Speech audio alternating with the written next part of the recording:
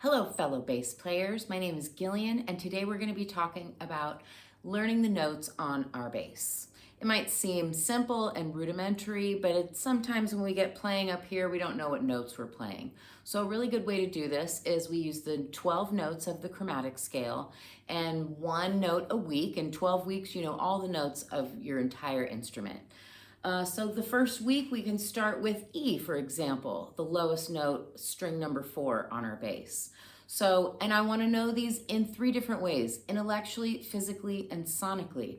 So I want to recognize that on the E string, I have an open E, and then again at the 12th fret, I have another E, 1 octave higher.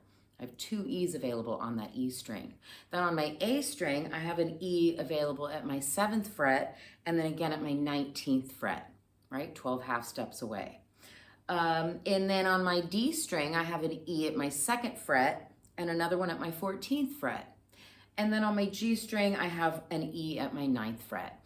And so if I ever see that I need to play any kind of E chord, I at least know those are the roots that are available for me. And there are 7 on a standard jazz bass with 20 frets. And so after I know them just by intellectually where they are, then I want to go and I want to play all those notes physically. And first without any kind of timing attached to it, just to get used to hearing. That's my open string, 12th fret. On the A string, it was the 7th fret and the 19th fret. On the D string, it was the 2nd fret and the 14th fret. And on the G string, it was the 9th fret. And those are all the E's. There's 7 available on my bass. So now to make the exercise musical, I can put on my metronome at a nice slow tempo. And I'm just gonna play, I'm gonna leave 2 beats between every E that I play. And I'm gonna start on my lowest note, go to the highest, and I'm just gonna use my first finger to play all these and alternate my right and left finger in my right hand. All right, so I'm gonna start, I'm gonna count myself in, 2 beats for each note.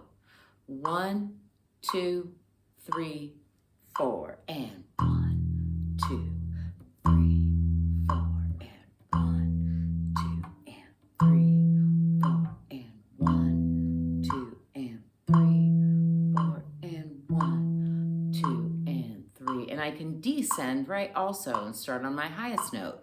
1, 2, here I go, and 1, 2, 3, 4, 1, 2, 3, 4, 1, 2, 3, 4, and a 1, 2, 3, 4.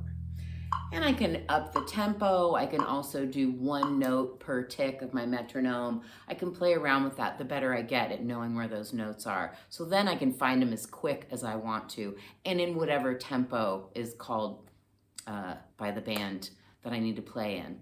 And that's a skill that is really valuable. So maybe the next week, after I really get good at learning all my E's, then I go on to my A's and I learn where all my A's are on my bass. And I maybe write it down on a little note card and I can study that even away from my bass, away from my instrument.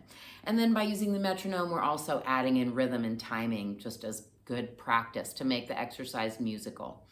All right, and then in 12 weeks, if you do 1 note a week, you know every note across not only your own bass, but every other bass out there in the world. And if you have a 5-string bass, obviously you have a few more notes available. If your neck is longer, there's some variables that might give you more notes on your instrument. And some of those notes are duplicates, right? Duplicate frequencies. So good to know where all your notes are so that you have know all your choices that are available to you. And that's our bass skill for the day. See you in the studio.